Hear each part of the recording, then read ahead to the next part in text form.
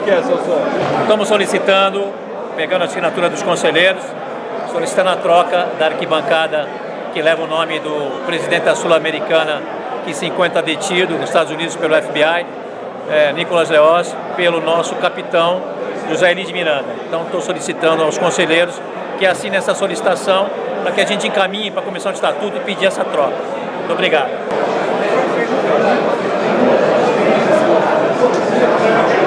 Boa noite, conselheiros. Vim, na realidade, fazer um questionamento rápido ao presidente Modesto Pombo em relação a dois assuntos que acho que são bastante importantes para o clube. O primeiro é em relação aos quadros de televisão. O que se tem notícia na imprensa é que, a partir de 2016, a diferença entre Corinthians e Flamengo e os outros grandes clubes do Brasil vai ficar maior.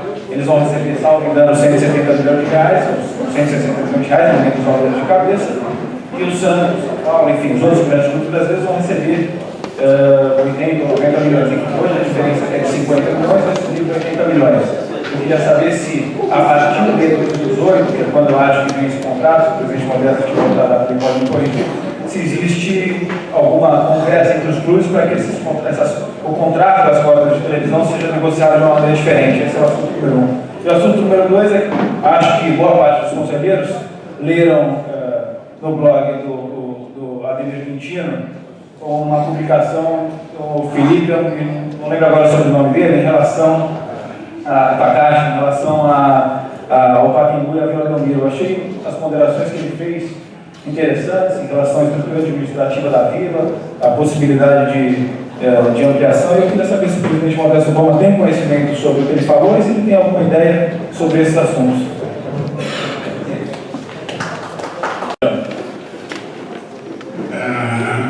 Primeiro, conselheiro Eli, para não perder muito tempo dando as explicações, eu vou ser bem sucinto e queria responder que se nós não pudermos gastar água e alimentação para testar um atleta, nós temos que fechar as portas. E um atleta pode ser muito idoso, ou 29 anos, em qualquer posição, menos no gol. Mas depois conversamos sobre isso e gostaria de explicar. Quanto à questão do conselheiro Daniel, primeiro, cotas de TV, é um assunto que tem nos levado a conversar muito com os presidentes de clube. Temos trabalhado muito no relacionamento com os demais presidentes de clube e trabalhado bastante na conversação sobre um dos pontos que nos aflige, que é a cota de TV, também sobre calendário e outras coisas. Nós temos um contrato para 2018, realmente, conselheiro, e os valores são aproximadamente esses que o senhor coloca. Logicamente, nós não podemos ter a lei de andar e achar que podemos baixar a cota dos outros clubes, mas sim trabalharmos para aumentar a nossa cota. É esse o nosso trabalho, tentar aumentar a nossa cota. Para tentar aumentar a nossa cota, logicamente que quem nos paga essa cota, que é hoje a TV Globo, que é uma contrapartida, que é estender o contrato. Nós precisamos refletir muito sobre a validade de estender o contrato sem a garantia de uma equivalência dessa situação que pode hispanizar o futebol brasileiro. Falando de uma forma mais tranquila, e transformar o futebol brasileiro como é o futebol da Espanha, que só tem 2 clubes grandes e o resto vai tudo a rebote. Temos discutido esse assunto com bastante ênfase. Eu, essa semana, na segunda-feira, estive com os presidentes em Brasília, acompanhando a votação do Senado da medida provisória 671, que é o maior avanço do futebol brasileiro nos últimos 100 anos. E na terça-feira estivemos na CBF, na reunião dos clubes da Série A. O Santos, durante muitos anos, ou durante os últimos anos, esteve ausente das discussões com os outros clubes. e nós temos que retomar o ponto do Santos como protagonista das discussões das matérias que afetam. Nós queremos aumentar as cotas dos outros clubes, nós, inclusive. Estamos trabalhando para aumentarmos esse valor. A proposta inicial é que fôssemos para 120 milhões de reais ano, a partir de 2017, que não é o valor ideal, mas é o valor que talvez seja possível. Pode ser que nós percamos um grande interlocutor na Globo, que é o Marcelo Campos Pinto, que talvez esteja sendo trocado por um interlocutor da família proprietária da emissora. Todas essas tratativas nós temos feito nas reuniões dos presidentes e temos tido a ajuda importante do Reinaldo Carneiro Bastos e do Marco Paulo Del Nero. São pessoas que têm trabalhado nos clubes, embora muitas vezes a mídia veja isso de forma diferente. Não é fácil mudar a cota de TV. Nós temos um contrato em vigência até 2018. Não podemos negociar isso isoladamente. Perdemos força na discussão isolada, que é o que foi feito em 2010 e 2011 pelos antigos gestores, não só do Santos, de todos os clubes. Quando houve a implosão do Clube dos 13, e a Globo se aproveitou disso para fazer um contrato mais vantajoso para eles. Temos tido a discussão desse assunto e vamos avançar e vamos discutir a cada momento essa questão. Pacaembu versus Vila. É um problema muito sério. Não sei se o senhor acompanhou. Nós tentávamos já a questão de um mês transferir o jogo do Joinville às 11 horas para o Pacaembu. Todos estavam de acordo, a CBF estava de acordo, o Joinville estava de acordo, a Federação estava de acordo, o Pacaembu estava de acordo, e a Polícia Militar disse que não tinha efetivo para fazer o jogo. Como é que eu posso assumir um compromisso de jogar no Pacaembu se eu não posso jogar no Pacaembu? Estamos tentando levar o Vasco da Gama para jogar no Pacaembu. O jogo com o Vasco da Gama estamos negociando para que seja no Pacaembu. Por um pedido, inclusive, do nosso treinador, Dorival Júnior. Temos problemas. O mesmo dia em Itaquera, em Corinthians e não me lembro quem. Então pedimos que o jogo, em vez de ser na quarta-feira, fosse na quinta-feira. Mandamos o ofício para a CBF. Isso precisa que se mude também o jogo do Atlético Paranaense, do Santos, o Atlético Paranaense, em Curitiba, que está marcado para sábado e passa para domingo. Jogar no Pacaembu não é uma coisa de logística simples. Muitas vezes o conselheiro Cunha, o presidente do conselheiro aqui, não veio, ele insiste que a gente jogue no Pacaembu. Mas é muito difícil a gente conseguir a data, não pelo Pacaembu, não, onde o secretário Celso Gatene tem sido uma pessoa de grande atenção com o Santos Futebol Clube, que é nosso conselheiro, o secretário Celso Gatene, mas por parte de outros compromissos do futebol de São Paulo. Então, se a gente assume o Pacaembu como uma segunda casa, é a segunda casa que nós não podemos usar porque não tem data para se jogar em São Paulo. A coisa necessita de uma logística séria e bem montada. Estamos discutindo, o conselheiro Oswaldo Nico Gonçalves tem nos ajudado nisso, discutindo com a Secretaria de Segurança Pública essa questão, para que nós possamos ter mais datas para jogarmos no Pacaembu. A administração do Pacaembu não é barata, não, conselheiro. É caríssima. E nós não poderíamos, obviamente, assumir a administração do Pacaembu.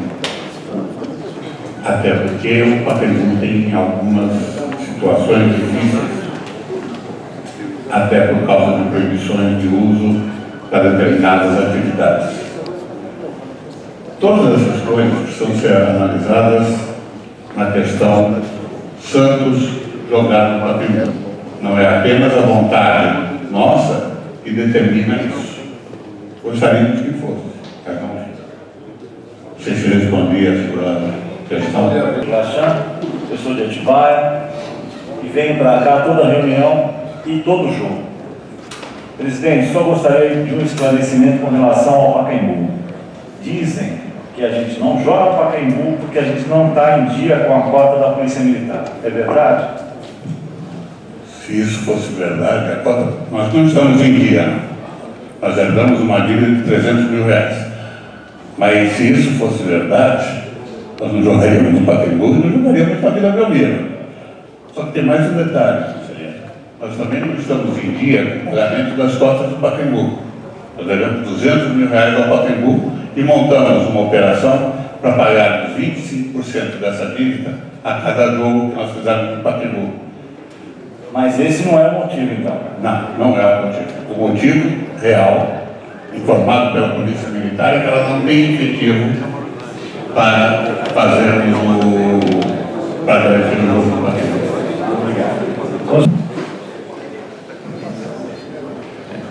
Presidente Fernando Bonavides, eu já pessoa saúde dos demais componentes da mesa, presidente Modesto Boma, nosso presidente Dr. Forte. De prima, eu queria parabenizar os membros do atual Conselho Fiscal pela postura e transparência ao enviar a todos os conselheiros o parecer referente à análise do balancete contábil do primeiro trimestre de 2015. Nessa linha, congratulo também a presidência e a mesa do Conselho Deliberativo por adotar a conduta de manter bem informado, a tempo e a hora, as ações objetos de análise por parte das diversas comissões que integram esse Conselho. Porém, é importante ressaltar que, neste balancete, o balancete do primeiro trimestre apresenta um prejuízo de R$ 10.642.232,72.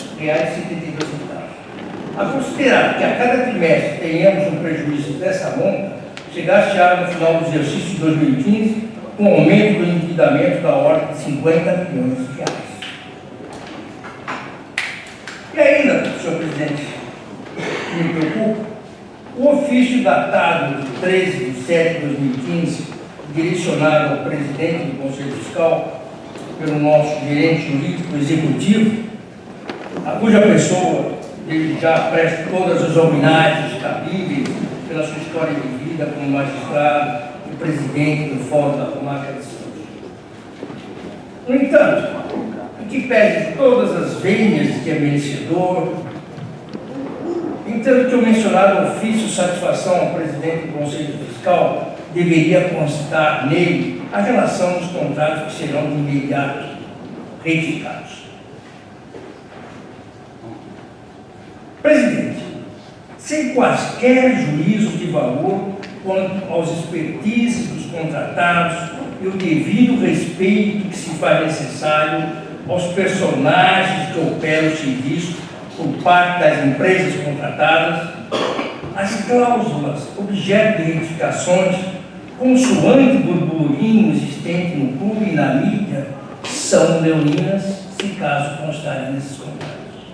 E é altamente danosa a agremiação, estabelecendo tão somente direitos aos contratados e obrigações de monta ao contratante, no caso nosso. Assim, senhor presidente, e companheiros desse egrégio Conselho Deliberativo, solicito vistas a tais contratos não retificados ainda, para que juntos, nós, nesse Conselho, possamos avaliar e decidir qual o melhor destino que se deve dar aos mesmos em face da situação econômica e financeira do clube, tecnicamente falando. O caráter oneroso, senhor presidente, desses instrumentos contratuais celebrados com pessoas jurídicas e ou pessoas físicas com o objetivo de satisfazer a prestação de serviços nas áreas de marketing, superintendência financeira administrativa, auxiliar de superintendência financeira administrativa, gerência jurídica e chefia da superintendência gerência de futebol profissional, salvo melhor juízo, exigem estudos de análise aprofundada no tocante à relação custos e benefícios. Ou seja, não se pode admitir que haja somente direitos para o contratado sem nenhuma contrapartida de benefício para o contratante. E pelo burburinho do clube. São cláusulas leoninas.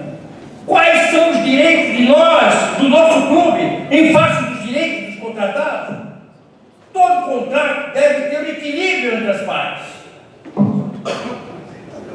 Eu me atrevo a dizer que em sede de demanda jurídica, em sede de prestações jurisdicionais, esses contratos serão danosos.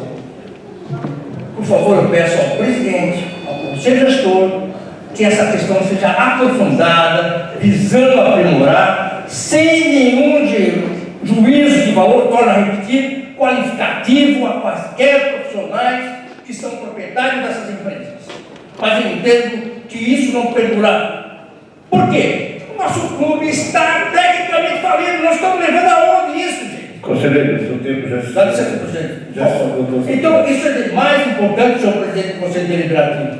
Eu peço ao senhor, como o senhor é um profissional do direito, que essas questões sejam relevantes e discutidas entre a mesa do Conselho, principalmente, na qual eu vejo ilustres conselheiro deste clube, com uma excelente formação jurídica, que pode, sem dúvida nenhuma, assessorar a presidência e o conselho gestor do nosso clube. Muito obrigado. Boa noite, presidente. Boa noite, presidente da diretoria, vice-presidente, meus caros colegas, meus companheiros e pares de conselho. Eu tomo licença, peço licença para fazer uma propositura, apresentar uma propositura para a mesa, para que seja encaminhado para a comissão de estatuto.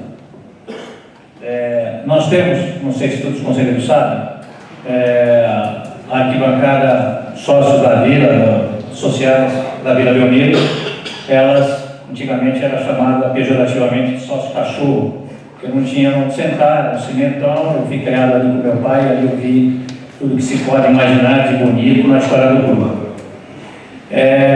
Em 2004, a diretoria achou por bem fazer uma homenagem ao presidente da Confederação Sul-Americana de Futebol, Dr. Nicolas Reales, hoje bandeira internacional.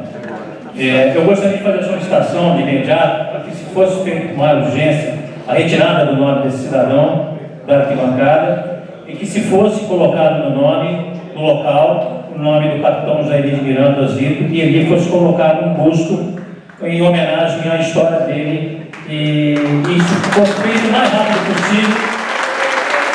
Nós já colhemos 71 assinaturas, porque eu só falei com 71 conselheiros. Eu tenho a impressão que os 300 vão assinar. Muito obrigado. Muito obrigado, conselheiro. Eu queria talvez falar sobre um assunto aqui impopular, que o presidente Roma levantou, sobre sobre a questão do uso das cadeiras cativas. Eu concordo que o sócio adquirente das cadeiras cativas é baixíssimo frequentador dos nossos jogos. É uma vergonha, isso vem desde a época do Pelé, do Neymar, com grandes craques. Nós sempre tivemos públicos pífios para ver os times do porte que o Santos tem. Mas esse espaço é um espaço de equilíbrio que a gente quer usar da melhor forma, né? E é um espaço nobre do patrimônio do sócio e do Santos Futebol Clube. Eu concordo também que nós devemos arrecadar mais recursos. Assim como todos os clubes internacionais, a ideia de um carnê compulsório, né, com direito a bem entrada para todos os jogos, eu acho que seria a melhor solução, onde todo sócio deveria ter, né, um compromisso de assistir o jogo e pagar pela sua cadeira cativa e mesmo estando vazia em alguns jogos que eles quisessem afetar, o Santos arrecadaria os seus recursos. E a gente não teria as situações tão indesejáveis como ocorreu na final com o Corinthians no passado, uma invasão da Federação Paulista de Futebol com gratuidades, e na final com o Palmeiras, onde o companheiro Gazola, o Celso Pires, documentaram a invasão momentânea, um tsunami de pessoas desconhecidas da comunidade santista, invadindo e usando os assentos que eram de propriedade do sócio que muitas vezes chegando ao seu lugar não encontraram. Então a minha proposta é que se pare de vender as cativas de forma aleatória e que se faça uma proposta de aquisição de um carnê para assistir a todos os jogos. Em relação à contratação do CEO para dirigir o Santos, eu acho que a questão do mercado não é fundamental, porque um clube em situação como está a nossa, né, com 300 milhões de dívidas ao longo de 2015 e para frente, e com atrasos de salários e com outras questões pendentes, como o senhor mesmo citou, Pacaembu, da Polícia Federal, em qualquer empresa, um executivo não receberia esses recursos. Tá? Eu acho que a minha empresa, eu não pagaria o salário que o mercado pagaria se eu fosse uma empresa deficitária. Então eu acho que ele ganha muito, ganha exorbitante muito, e o desempenho não é aquele que o senhor falou. Apesar de ganhar o Campeonato Paulista, nós estamos entre os 4 últimos colocados, com uma grande chance de cair para a segunda divisão. Então, essa análise acho que tem que ser muito bem feita. Em relação à questão que foi comentada aqui pela primeira Lili e os outros, o Santos carece enormemente de critérios de contratação de jogadores e de valoração dos seus ativos. Nós não temos a menor ideia dos contratos que existem para os jogadores e qual é o potencial de valoração desses profissionais para uma possível venda, para uma possível troca com profissionais de maior valor. E faltam critérios muito claros para contratações. Eu acho que ele tem que chegar de Berolas e Wilson e jogadores que venham ocupar o espaço da nossa base, que em detrimento de uso desses jogadores com sua valoração, a gente tem assistido à entrada de jogadores que têm um desempenho técnico pífio, que mesmo que muitas vezes indicados por treinadores. Não são todas as indicações de treinadores que ele deve contratar. Deve existir sim na diretoria, tá? E talvez com critérios até de submissão ao conselho, quando contratações ultrapassem um determinado valor. Em empresa nenhuma, em situação deficitária, a gente tem aumentos salariais de 200%. Muito obrigado.